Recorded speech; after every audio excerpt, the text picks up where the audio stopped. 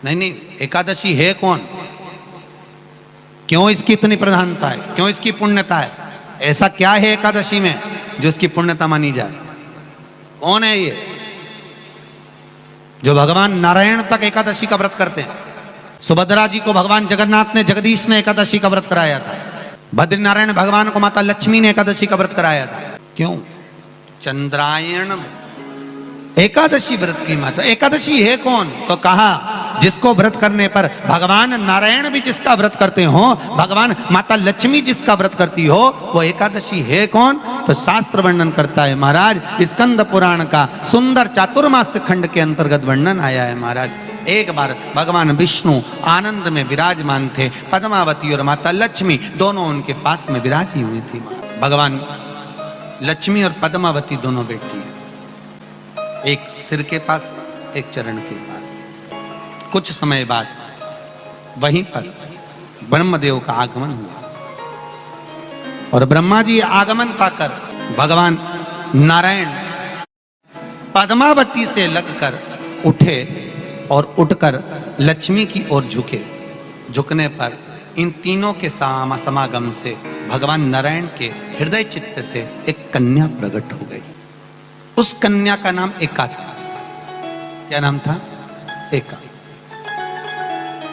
अब 10 उसके गुण इतने प्रबल थे, वो 10 गुण उसके बड़े प्रबल थे कि वो एका जिसको निहारती थी उसको संपदावान बना देती थी,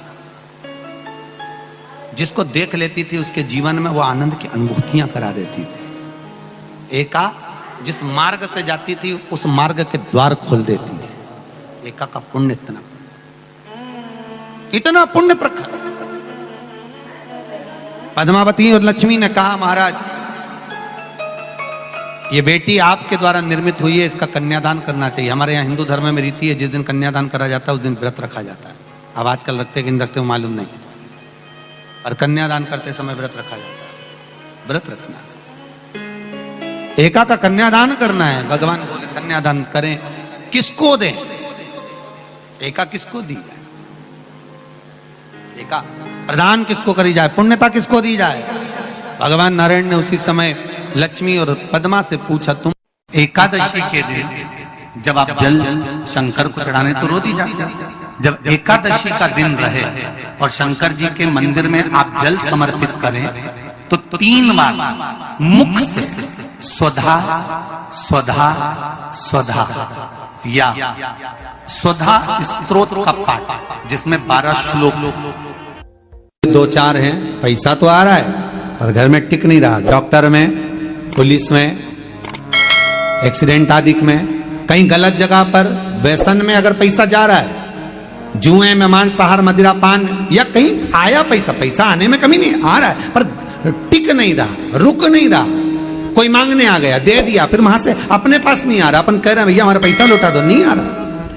तो महाराज शिव महापुराण की कथा कहती है एकादशी के दिन गंगा के जल में मात्र 7 बेलपत्री डालकर जो नंदीश्वर भगवान अर्थात जो शंकर जी के शिवलिंग के सामने नंदी होता है, उस नंदी के चरण पर गंगा का जल चढ़ाकर बेलपत्री शिव पर समर्पित कर देता है, उसके घर में रुपया रुकना चालू हो जाता है। फिर वो गलत जगह पर नहीं जाता, गलत स्थान पर वो धन जाएगा ही नहीं।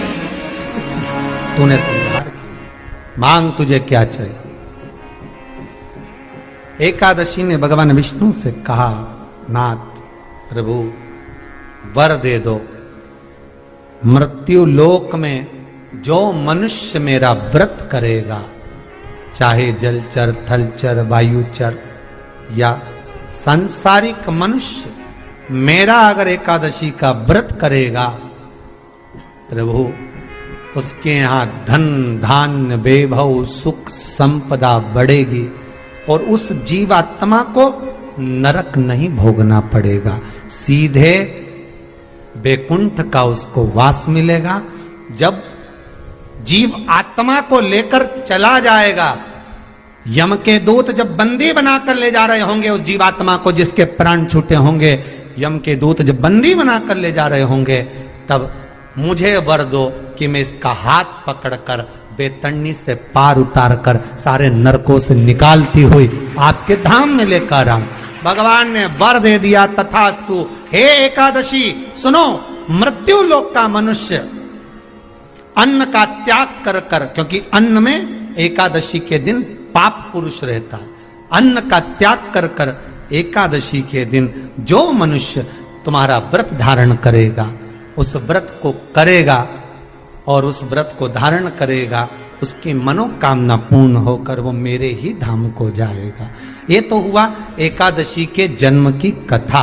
एकादशी के दिन गंगा के जल में मात्र 7 बेलपत्री डालकर जो नंदीश्वर भगवान अर्थात जो शंकर जी के शिवलिंग के सामने नंदी होता है, उस नंदी के चरण पर गंगा का जल चढ़ाकर बेलपत्री शिव पर समर्पित कर देता है, उसके घर में रुपया रुकना चालू हो जाता है। फिर वो गलत जगह पर नहीं जाता, गलत स्थान पर वो धन जाएगा ही नहीं।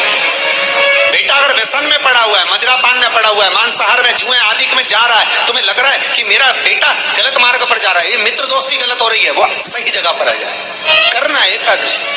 कई लोग इसको धन के लिए भी करते हैं, संपदा के लिए। संपदा के लिए अर्थात जिसका व्यापार नहीं चलता, जिसके घर में पैसा नहीं आता, या नौकरी नहीं लग रही, या सर्विस नहीं लग रही, आप अप्लाई कर रहे हो, जगह जगह जाकर इंटरव्यू भी दे रहे हो और पैसा नहीं आता, तो उसके लिए भी प्रयास किया जाता है। पर उसके लिए यहाँ पर जो धन के लिए करते हैं, उसके लिए विष्णुपदी के लिए करते हैं। मतलब जैसे गंगा के जल में तुलसी के 11 पत्ते डाले जाते हैं और उसको किसी भी नारायण के मंदिर में, राम कृष्ण शिव शंकर नहीं, राम कृष्ण भगवान विष्णु दत्त आदि जितने नारायण के मंदिर हैं, उस मंदिर में किसी भी पात्र में, एक छोटे से पात्र में उसको भरकर रखी आते हैं महाराज। उससे भी जॉब सर्विस नौकरी में सफलता प्राप्त हो जाती है। परंतु वो भी एकादशी को ही होता है। कुछ देर तक पात्र को रखा जाता है, फिर वही पात्र का जल किसी भी वृक्ष के नीचे डाल दिया जाता है, उससे भी नौकरी के लिए फायदा मिलता है। गंगा का जल कोई साधारण नहीं।